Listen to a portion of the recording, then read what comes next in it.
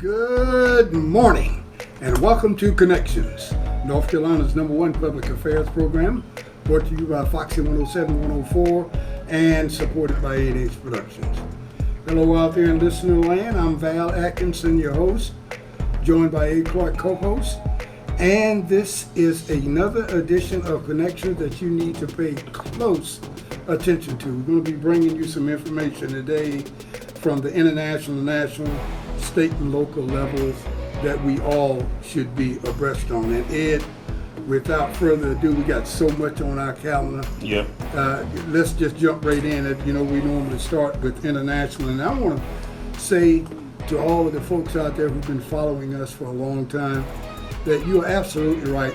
They've said that they appreciate us bringing their international news and things of that sort, where some folks think that, why are you talking about that? I'm only interested in Raleigh, Durham. Mm-hmm. Well, things happen outside of our border that interest us, and things like the Amazon fire, the rainforest, that affects everybody on this planet. It affects everybody. I mean, if you don't know, the Amazon has been on fire for the last, not Amazon the company, but Amazon the rainforest Right. down in Brazil. It's been on fire because Bolsonaro, the president of Brazil, who likes to call himself the Trump of the tropics, he has decided that he wants to have unlimited drilling and deforestation of the Amazon. He says there's plenty of trees down there.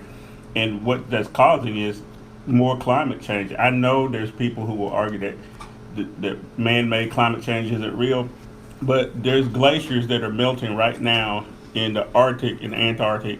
There's also polar bears that can't find food. There's all kind of species that are endangered right now because of what we do. We're burning these fossil fuels, and then we're even burning the rainforest in this case. It's important for people here because it's going to drive up prices on everything. And, you have to pay attention to that stuff.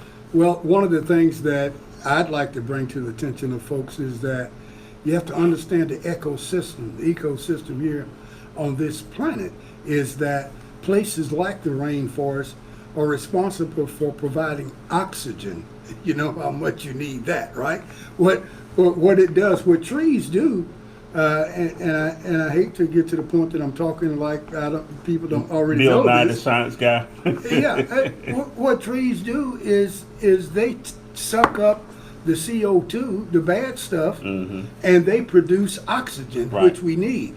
And this one place on the planet called the Amazon, or some people call it the rainforest, it produces well over 20% of that oxygen. The last thing I read last night was 25%. Right, 25% of the world's that we all over the world need. Breathe.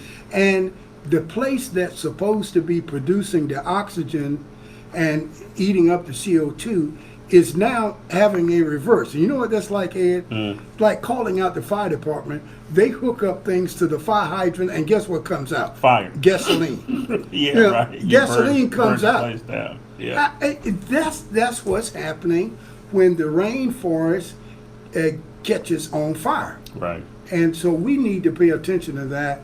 And it is a political quotient here because the leadership in Brazil now has called out the military to go in and help fight and those kinds of things. We have to be careful that our political decisions that we are making to make money isn't interfering with our ecosystem parenting that we should be about. Sure. Because you can have all the money in the world, and if you can't breathe, what good is it to Or you? if there's no world. If there is no world, it's either been flooded or burned up, and you sitting there counting your dollars. I mean, it's just so asinine that at some point we're going to have some sanity to come back and say, hey, making money is nothing wrong with that. As a matter of fact, we need a growing economy so people can have the things they need to have a better life. But let's keep it in perspective. Yeah. And let's not let that means, because that's what economy is a means to self-protection and preservation. Let's not let that means become the source of our existence. Well, That's all we care about. Right. Well, let me talk about the global economy just for a second then, because Donald Trump threatened tariffs against China again. The market lost almost 700 points on Friday. The week before, it had lost nearly 800 points in a day. Had it gone any further, it would have triggered some stops so that the market would stop trading. We all know right now that they've already indicated that we're close to recession kind of numbers, and it has everything to do with this no policy that the president has. His policy is that somehow he's going to make all businesses come back to the United States. So on Friday, when the market's about to implode, the president says he's going to force all companies in America not to do business with China. He can't do that. One, he can't do it, and two, what would that mean for prices? You would have astronomical inflation here because All the Walmarts would have to close. Walmart would have to close, Target, everything that you do on a regular basis would have to close. Then you wouldn't have cash to buy produce from South America and from Mexico. We would starve. We wouldn't have any of the stuff that we want. We would have to go into some sort of austerity. Fuel prices would go up. It doesn't make any sense to me. And he keeps saying that he's going to run on his economics, that he's made America much better than under Obama, that Obama never went after the Chinese. Go after the Chinese for what? American companies are the ones who borrowed money from the Chinese. The American government didn't necessarily buy money. We let the Chinese come in because we got cheap products and all that. American companies moved their manufacturing to China. The average person sitting at home, they wanted to keep their job. But, Caterpillar or whoever else decided to move operations over to China. That's on those companies because we have given companies carte blanche to do whatever they want, and tax cuts to the degree where a lot of these companies aren't even paying any taxes. So who is he going after? And if you impose tariffs, you can go to any basic economics class. If you impose tariffs, the tariffs are paid by the people here, not by the country that's sending the product. It's paid once you try to increase the price so that people can buy it to cover the tariffs. The whole thing is crazy to me, and we are hurtling towards a recession if something doesn't happen, and people need to pay attention. Well, I think George Will and Mark Twain said it best, and if I've quoted them once, I've quoted them 1,000 times on this show. George Will says that you can't use logic to move someone off of a position that they arrived at illogically. Mm-hmm. You can forget about that. Mark Twain says it's much, much easier to fool someone than it is to convince them that they have been fooled. Exactly. So once they get in that place, it's just hard to move them out of there. And Trump's not going to change. He only knows one thing. Trump is behaving the way he does because he has accepted that he does not know how to be presidential. He's trying to cover it up and make people believe that I don't want to be presidential and this is me. No, it's a failure. You've reached your Peter principle. You've reached the job that you can't do. Right. And you want people to think that, no, it's just that I think this is the way. Well, this is all you know how to do. Trump plays a game of super chicken. Yeah. And if you can recall back in the 50s when these guys used to have hot rod races out on the back roads and just going toward each other at 80, 90 miles per hour and see who's chicken, see who moves out of the way first. Right. He loses the race. Well, Trump is one of those guys that he figures that he would rather die than lose the race. Mm-hmm. So he is not going to move out of the way. So he ends up with things like the USFL. They told him when he was dealing with the USFL that you're going to lose this and the whole league's going to be destroyed. Nobody wins. He says, I don't care. They're going to give in to me and give me what I want or I'll destroy it, okay? Mm-hmm. And he's playing the same game now. Ultimate chicken. And on his businesses, he didn't care because if he lost, he declared bankruptcy and moved on to something else. He doesn't care. And most of the time, he won because his competition, whoever he was arguing against, didn't want ruin. Right. So they stepped out of the way to save life, to save jobs, to save the planet, to save whatever. And then Trump wins. Right. Because he refuses to get out of the way. But this is something that, as George Will says, you're not going to be able to convince other people of, because they didn't get here using abacuses and that kind of thing to figure things out. So, we got to meet them where they are. They got here on emotional issues, and we're going to have to deal with them there. We're going to talk about that a little bit more and go into detail, folks, when we return from the other side. So stay with us. We're going to take a small pause for the calls, and when we come back, we got a special guest for you. And just a little bit, we're going to have a candidate for mayor for the city of Raleigh. And I'm going to leave you guessing who that's going to be.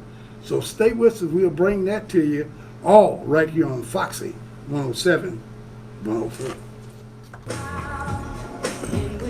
Sponsored in part by Look Up Roofing LLC Durham and Lavish Beauty Suites Alexandria, Virginia.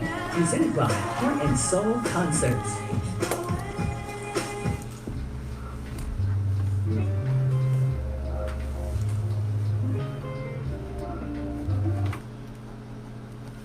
Good morning and welcome back to this, our second segment of Connections. I'm Val Atkinson, your host, joined by A. Clark, co-host. And as promised, on the other side, we have a special in-studio guest for you this morning, an individual who's thrown his hat in the ring for mayor of our great city of Raleigh.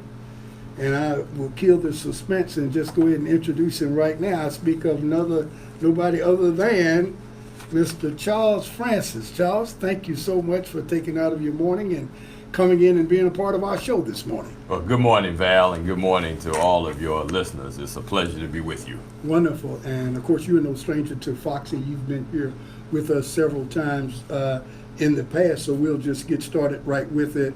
I know there may be one or two people out there who don't know who Charles Francis is, so we'll take the opportunity to do that. I'll dispense with the other formal stuff like being a native of Raleigh, all your life, going on to Princeton for your undergrad, going to the greatest school in the world. Oh my God! I knew that was going to come. For your legal education and graduating Duke Law School there, and then of course having your own practice here in Raleigh for a considerable amount of time with your lovely wife, and you guys are doing a great job as showing people how to do teamwork and professionalism at the same time. Well, I appreciate that so much, Val. Yeah, my wife is my helpmate and my best friend and my biggest asset. Marvin and I've been happily married for 28 years, and we met actually in our first job working for Richard Irwin, the first black federal judge in North Carolina. In the last 3 or 4 years, we've resumed practicing law together, and it's been wonderful. Yeah, So I thank you so much again for having me on with the Foxy family today. As you said, I'm a lawyer who's been practicing law for about 30 years in my own law firm here. I was born and raised in Raleigh in the 1960s and 70s, and I came back home because I love Raleigh. And really, that's the reason that I'm running for mayor. I love my hometown, and I want more people to be able to participate in Raleigh's growth. Our growth shouldn't just be for population and for buildings. It ought to be for the people who already live here, so more people can get their own piece of the American dream. So what I want my legacy to be as mayor is for more people to participate in Raleigh's growth and development and improve their situation. And I want more of us to participate in the political process. Well, I don't want to be too specific, but I'm driving down Six Forks Road a lot of days going to my office over in North Hills. Tremendous growth over there. Right. And Wegmans is about to open on Wake Forest Road.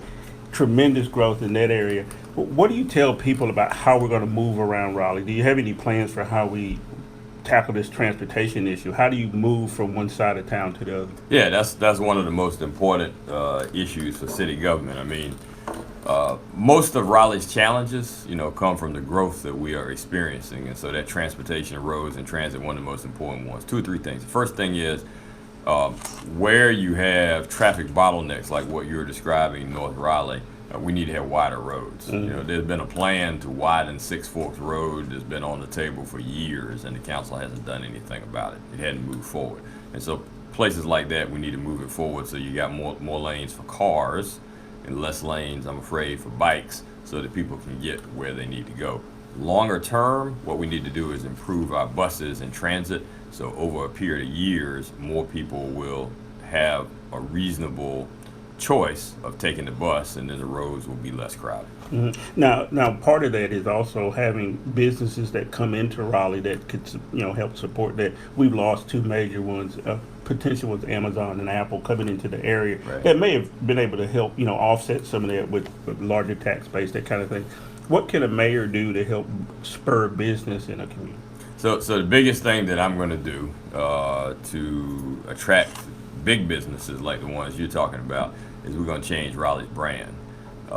I think one of the reasons why Apple has not come yet is those young people that are out there on the cutting edge of technology. They don't want to come to Mayberry, and their perception is still that Raleigh is not a progressive place, and there is some falseness in that, and there's some truth in that.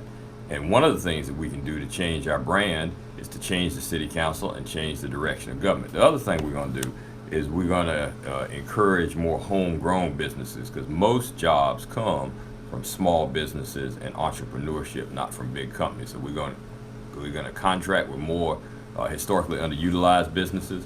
We're going to hire more young people to work with the city, and we're going to create more job opportunities right here from the people who are here now. Now, speaking of creating those jobs, when I think about job creation, I think about the base of that, which is education. Right. We have two fine HBCUs right here in Raleigh, and both of those are private, of course. What would a Francis administration do to assist people in higher education who want to place themselves in a position to do well in the labor market because of their higher education? Right. So two or three things. One is we've got to get kids ready to be successful in college. So I think that even though it's not usually a city function, that the city ought to, through demonstration programs, work to expand pre-K around Raleigh. There are about 3,000 kids in Wake County who are pre-K age, but they're not in pre-K. So let's say 2,500 in Raleigh. Let's say 500, the mamas and daddies don't want that. That's 2,000 kids. And so I think neighborhood by neighborhood, the city ought to have demonstration programs to expand pre-K through our existing daycare centers and pre-K places. The other thing I want to do is I want to build a destination public library. So like the New York Public Library, the Boston Public Library, right, like the Hunt Library. Yeah, for the public. So there'd be a place that people can all come together 18 hours a day and be a citadel for learning. I want young kids to understand that calculus is just as cool as a strong crossover. So we can get them ready for college. You talking my language, because we talk about that all the time here, is that to try to encourage people to look at the educational route, because only 1 in a million is going to play basketball, right? That's right. We have to do other things. Talk about destinations, though. Dix Park has been sitting over there, and there's some development going there. Having those destinations for people to come. I travel all over the country, and then you go to San Antonio, you go to Riverwalk, you go to these different places. Right. You go to in Chicago. You go to certain places. What's the destination for Raleigh? What are you trying to have as the big destination for people to come to? Is that Dix Park part of your plan? Yeah, well, I'm a strong supporter of Dix Park. I think that Dix Park, built out over the years, can be a destination gathering place for the people of Raleigh. The key to it is it really does have to be built so that it's a park for all people. Mm-hmm. We got to have things over there that everybody wants to do. There needs to be inexpensive shelters that people can rent for a barbecue or a family reunion. The sanctuary needs to be maintained so people can use it as a gathering place and a place to worship. It needs to be more concerts like Dreamville. I would like to see the Red Hat Amphitheater move over there, like the amphitheater they got down at Chastain Park in Atlanta. Yeah, exactly. That's a really nice spot for jazz concerts, R&B. Right now, Healing Transitions, which is doing wonderful work, is on the edge of Dix. The current mayor doesn't really think it should stay there. I disagree with that. They're doing wonderful work to help those men get their lives back on track, and those men are included in all people, right? And so that should remain there at Dix. So at the same time, though, we can't ignore our neighborhood parks. We got to get Chavis Park built out in a first-class way. That pool should be finished. We need a new building. We need neighborhood parks and greenways. So Dix is important, but neighborhood parks all around the community also. There's a lot of deferred maintenance at the parks in Southeast Raleigh that we're going to take care of. We were talking about earlier about areas of responsibility, and we know, speaking of budgets, that the county gets the biggest hit in terms of trying to finance education. Yes. And of course, those are through taxes and those sorts of things. Another area that you are not necessarily responsible for, but could play a big role in, is making sure that the electoral process goes proper Yes. in your locale. You know, Yes. we are hearing things every day about voter suppression, about people not being able to access voting places and venues and that sort of thing. What can you do as mayor to ensure that not only the citizens of Raleigh, but Wake County in particular, has a fair chance to get involved in the electoral process? Yeah, voter suppression is real. It's real, and it happens all different kinds of ways. You know, some of them I think are inadvertent, where a voting place may have been changed because a school is being remodeled. You know, and people just don't know. But some of it is more intentional and more nefarious than that, right? And so we're going to make sure people have the information they need in order to vote. So along those lines, let me just say, the election day is October the 8th. Early voting begins September the 18th and goes to October 4th. The early voting locations are not necessarily the same as they are in the presidential election. For example, in Southeast Raleigh, the early voting location is not Chavis for this election. It is Roberts Park. Okay, what people need to know is Roberts Park. It is so important that all of us vote. The city council determines your police service, your fire service, your garbage service, your water and sanitation, your parks, as you were asking about, your roads, as you were asking about, all of those things and more. And we just need you to participate because it will make a difference in your life. One of the things we're going to do is we are going to expand the number of people on the city council by 1 to 3 people. And I think when we do that, you'll get better service from your city council, and you're more likely to see a more diverse council and people of color on a regular basis. Right, and that's one of the things that I think, especially in a community like this where we make up about 25% of the population. Even more. Almost a third. Yeah, it's significant that we don't have that kind of representation because of the way boards are formed and that kind of thing. One thing I do want to let people know, if you're in Greenville, why should you be concerned about the mayor of Raleigh? This is my opinion. Raleigh is the capital city. Right. Raleigh has to be the leader in how the state progresses, and I think it's important that we have representation from the kind of people who are forward looking, that kind of thing. So, one, I want to tell you we appreciate you coming in and appreciate you even thinking about running for mayor because it's a big job because Raleigh is growing. Now, you talk about why you want to be mayor. Tell people exactly why you're the right person to be mayor at this time for Raleigh. So, thank you very much for asking me that. So, I was born in Raleigh in 1963. Right? One of the great things about Martin Luther King's I Have a Dream speech is he said 1963 is not the end, it's the beginning, right? And I was raised in Raleigh in the 1970s, and so I've seen a lot of change in Raleigh. Raleigh is growing, and I want to lead where more people can participate in the growth. It's a good place for some people, but we need to make it a better place for more people. That's what I'm all about with this. And what I'm saying is that based on my deep roots in Raleigh, my education, my profession, my background as a small business owner, as one of the founders of North State Bank, and my broad relationships with people all over the community, as well as this vision that we've been talking about here for growth that includes everybody, I'm the best man for the job. But I can't do it without the Foxy family who's out there listening. We've got to vote. Well, we're going to do our part here of making our listening audience aware, and I want you to help us out, Mr. Francis, by committing to us that this will not be your last time here on our show. You have that commitment. Okay. You had that commitment. That you'll I come appreciate back again. I appreciate so much, Ed and Val, you all having me on. It's always a pleasure. And I've enjoyed the conversation this morning. I'd be delighted to come back if I'm invited. Wonderful, and you will be. Well, folks, that has been Charles Francis, candidate for the position of mayor of the city of Raleigh. And as he just promised, he will be back again. So let's watch out. Now, let me throw those dates out for you again. September 18th through October 4th. Put those on your refrigerator and real bold highlight letters. Okay. And of course, October the 8th is the big day. So stay tuned. And what we'll do right here on Foxy 107, 104 is make sure you're aware of what the dates are, any polling issues coming up. That's what we do here on Connection. So we'll make that happen. Okay. Right now, we're going to take another pause for the cause. Stay with us. We'll be right back after these messages. FoxyNC.com. Good morning and welcome back to this our final segment of Connections.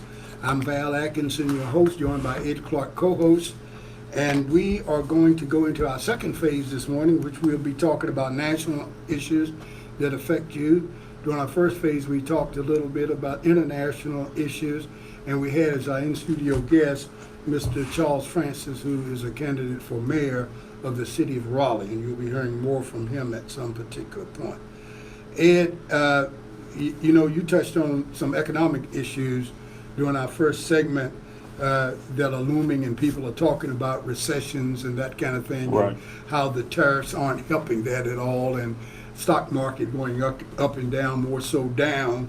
But a recession is something that's cyclical in a capitalist type of right, economic system. Yeah, we should expect it. It's going to happen. It happens all the time. Without recession, you don't have capitalism. Okay? Right.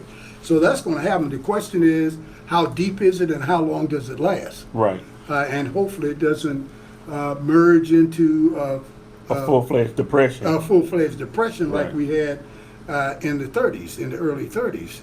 That was the worst.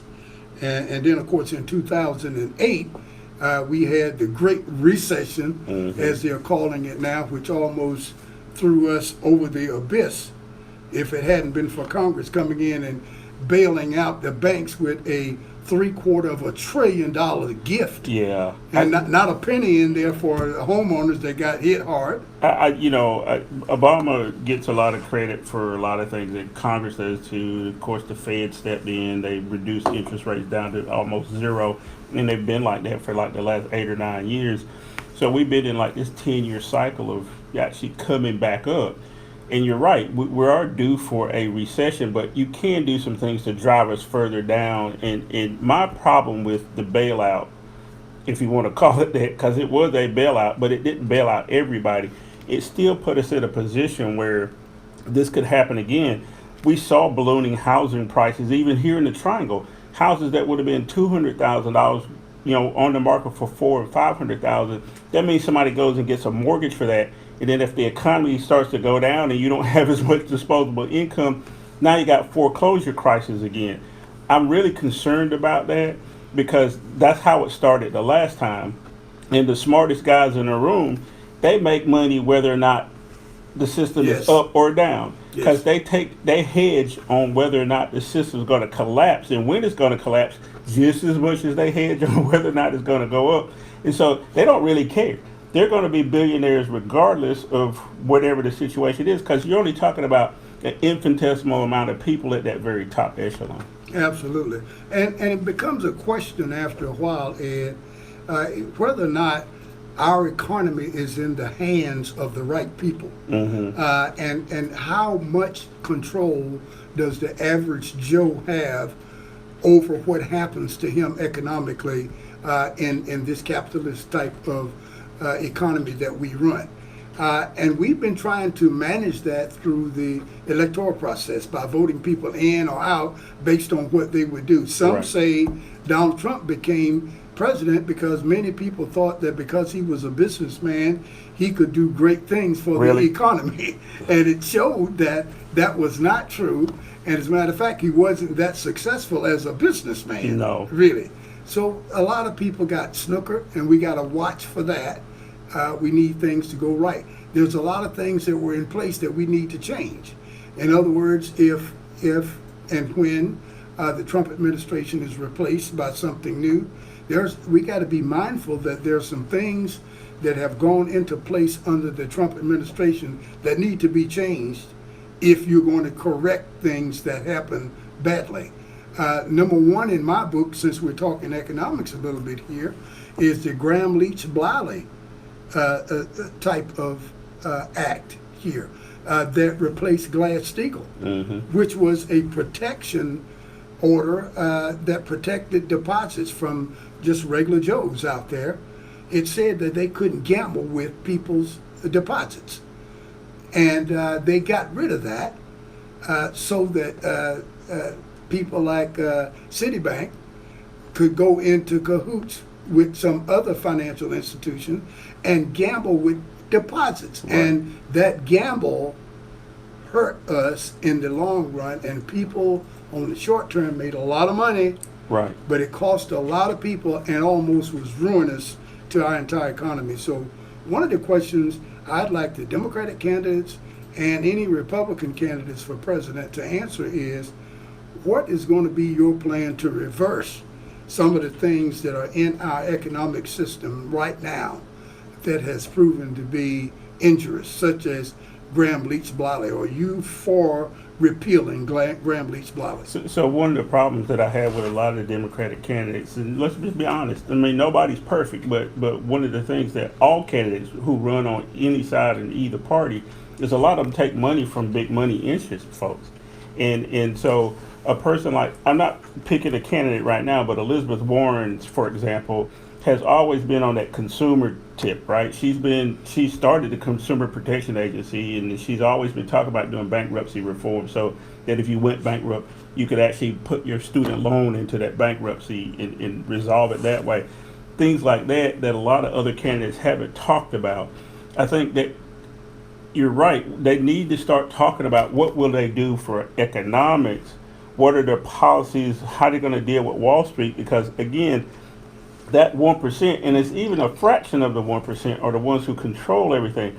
Mr. Epstein, who came to an unfortunate demise the last time we were on, he was one of those hedge fund guys. He made billions of dollars, whether, again, people were successful or not. And there's a few of those people in the world, and they actually run everything. Just one other person that died this week was one of the Koch brothers. David Koch passed away. Right. He was also a very big philanthropist when it came to cancer research. So you go to a lot of hospitals around the country, in Cleveland Clinic and everywhere else, you'll see his name. But he was one of those people who made sure that people with the most money could contribute the most to candidates and could keep the system rigged so that he would stay a billionaire. And a few people could. Well, you're talking about Citizens United. Yeah. Citizens United opened the door and the floodgate for people to literally buy their way into the electoral process, to make it so that people like David and Charles Koch, people like the NRA, organizations like the NRA could get involved in politics and spend unlimited funds. We used to call it dark money, some people still do, to influence elections. And that's getting beyond this whole one person, one vote notion that our whole political system should be based on, or we thought was based on.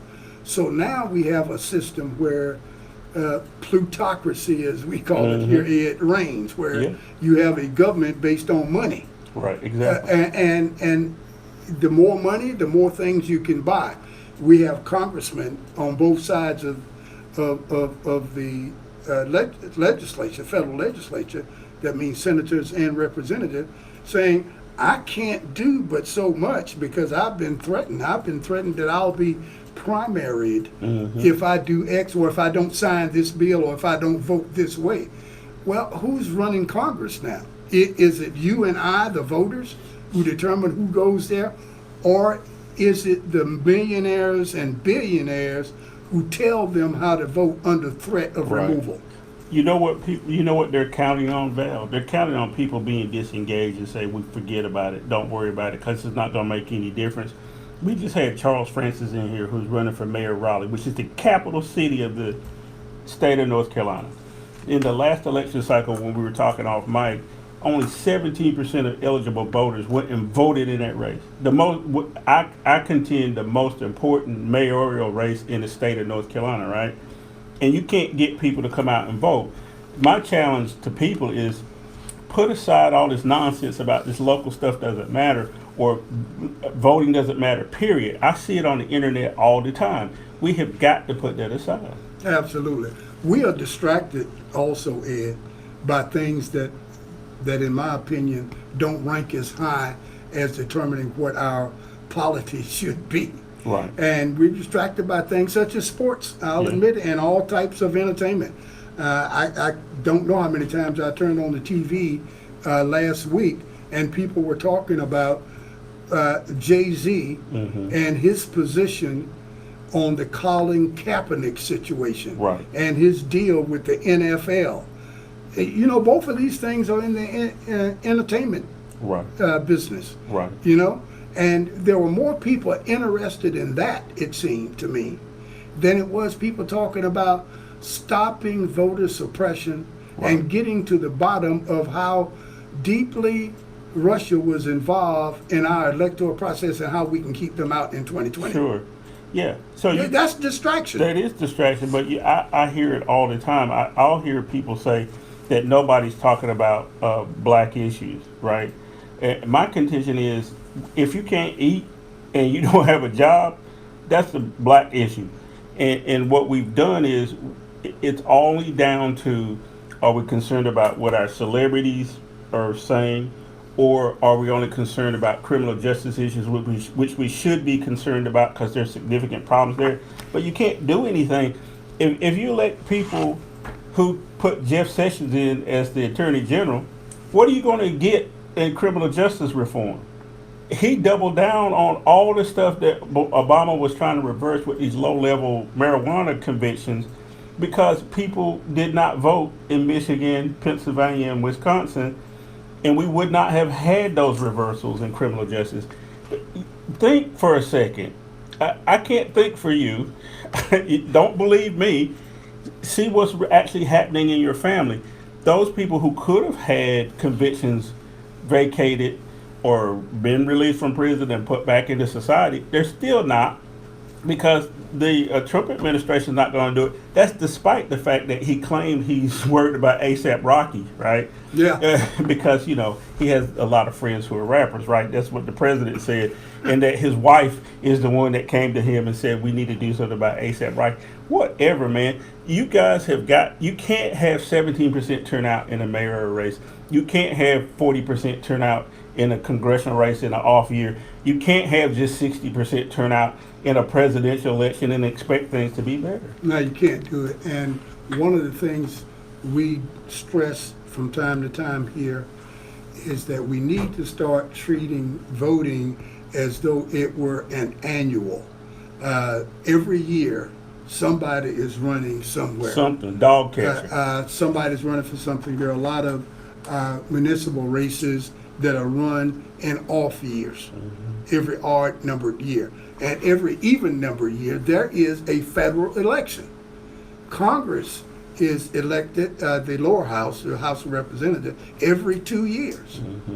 And every 4 years, we have a presidential election. And somewhere you're gonna have Senators a elected Senate. for 6 years. Every now and then, we have what we call a blue moon election, which means that there's no senatorial race in that particular state that year.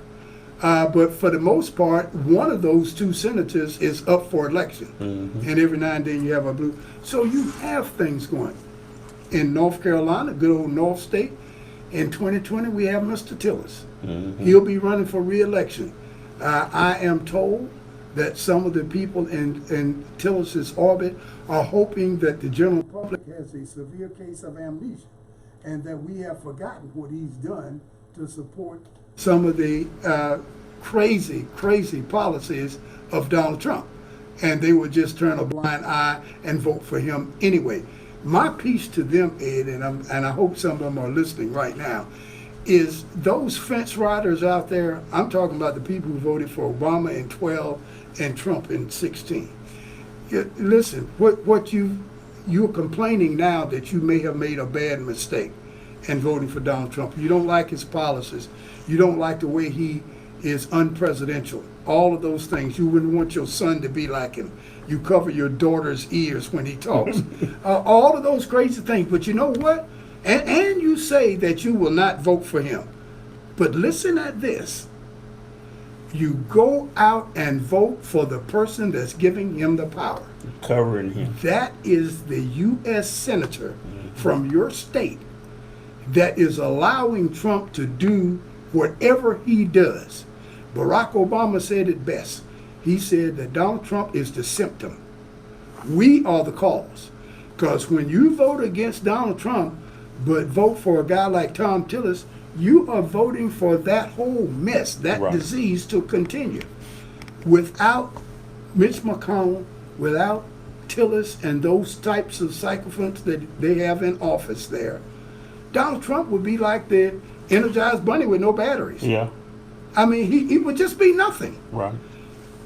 The U.S. senators that support Mitch McConnell and Donald Trump, they are the batteries for the Energized Bunny, okay? Right. They are what makes Donald Trump go, not Donald Trump himself. Well, let me tell you one other scary thing that we need to know about that's related to this. Ruth Bader Ginsburg is back in cancer treatment. Oh, my God. So that means that Trump may have another appointment on the Supreme Court. What you have just done, folks, is handed a group of people who do not believe in democracy. They do not believe in democracy. They don't believe in one man, one vote. They don't care about it. They will use issues like abortion, which they don't really care about. Let's just be honest about it. They don't really care about it. What they care about ultimately is power. So they will tell you that they're trying to set up the court so that they can overturn Roe versus Wade. You mean you would ruin the economy, take away voting rights and all that just so that you could overturn Roe versus Wade, where we know that abortion rates have been plummeting over the last 30 years, that there's not a significant issue there. They talk about late-term abortion all the time when, in fact, that is very rare if it ever happens anywhere. And they have turned over the government to people who are trying to do it for money. And you have let people do that. Now, they do it in the guise of religion. So there's a really good documentary on Netflix called The Family that I think you should take a look at, because our own Vice President, Mike Pence, is a part of this family. And it's a very dangerous group of people. People flock to the National Prayer Breakfast every year because they think it's just some people who want to pray for the country, but it is not. And we've been trying to say that here on this program for the last 20 some years I've been on here and longer, that we don't pay any attention, and we've let them reverse nearly everything that everybody fought for. People died. 1968 was a terrible year. Martin Luther King is assassinated. Robert Kennedy is assassinated. We were having assassinations all the way up into the mid-1970s of political figures. And we could be right back into the same thing if people don't pay attention. Got to pay attention. I'm glad you mentioned the word reversals, Ed, because my warning to all of the Democratic candidates for president, one of them's going to win. And my message to him or her is be prepared to reverse some of the things that Trump has done. Because if you're not, and I mentioned this earlier, but I want to be specific now. A couple of things that, the primary things that needs to be reversed is the number of Trump appointees on the high court. Now, you cannot legally go in and take these people off the high court. No. So that's not the track. But there's nothing stopping us legally from adding to the high Right. court. Right. We could add 3 or 5 or 6 justices that are appointed by, say, a Democratic president, and also taken care of by a democratically controlled Senate. Yeah, that's That- the key, though. That's the key to doing that. Would you be willing to do that to raise that. Also, to take a look at the next level down, the appellate court system, and there are some gerrymandering, if you want to use that word, and rigging the system there. They take a look at where all of these appellate court decisions are coming that are not in their favor, and they have appointed conservative justices to those courts. What we need to do is go in appropriately and add some justices there, add some numbers there, all the way down to the district courts. Because what McConnell has done, he has effectively changed the high court, the federal court system in the United States of America by appointing nothing but conservative justices and doing it in such a way that if they can get a decision removed from the state level to the next level, which is the appellate court, that they are almost guaranteed a victory. Yep. And that's what Trump brags about all the time. He wants to go to court. Right, because he set up the court in his favor. I want to talk about one other thing real quick. That's a state issue down in the 9th district, which we talked about here. The election is coming up there down in the Charlotte area, Bladen County. It's a really weird district, like all of them are in North Carolina because of gerrymandering. But Donald Trump is coming to North Carolina to campaign for the Republican in that district. I'm not even going to mention the Republican's name, but I'm going to mention McCready, who is the Democrat who was robbed of that election. On election night, Val, you and I were on the air on the internet, and we kept saying something looks wrong with the 9th district because the numbers from Bladen County came in, which is the Democratic county, and they were all for the Republican. Right. And it made no sense at all. And you talk about unfairness in voting, and every time you look where there's major scandal in the United States, it's been the Republicans who've done it. In this case, it's resulted in the need for another special election, in this case, to finally get a representative for the 9th district, because North Carolina is down one representative. So if you're listed in that 9th district, I need for you to decide now that you're going to go ahead and vote and make sure that McCready becomes the congressperson there, because he was robbed out of that seat. If he loses, it'll be because of turnout. And we can't continue not to turn out. Well, if you live in the area of Harnett County and the surrounding areas, I want you to go online right now and determine, if you don't already know, which congressional district you belong live in. to, yeah. And, Everybody should do that. And go and find that out. And if you are a member of the 9th Congressional District, you and your buddies and your homegirls or whomever get together and talk about how you're going to mobilize your community and get out there and vote. Yeah, Bladen County, Richmond County, you folks have got to know who your representative is.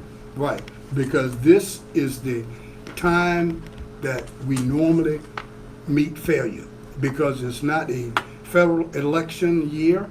It is not we don't have a Barack Obama to go to the polls to vote for, or a Jesse Helms to go to the poll and vote against. So now is the time that we talk about annuals, Ed. People got to start treating this like the Super Bowl, like a homecoming and tailgating, like the family reunion. These kind of things happen annually every year, and we don't even think about it. Yep. We just go, where are you going to be for homecoming this year? It's not a question of, are you going to participate? It's where are you going to go to do it? Right. You're going to just tailgate. You're going to tailgate and go in and that kind of thing. Well, I'm going to the game because you can serve beer now. So I'm going to Carolina game. I'm going to state game. Exactly. So we've got to make voting a part of this whole process too, and say that every year somebody somewhere needs our participation in the Electoral College. Well, that's going to be it, folks. I'm hearing that music in the background, and thank you so much for listening. Tune in again next week for an edition of Talk Back with Larry Hall, and we'll be back the week after that with another edition of Connections right here on Foxy 107, 104. And until then, we ask you, as we always do, please be kind to others, but more importantly, folks, be good to yourself.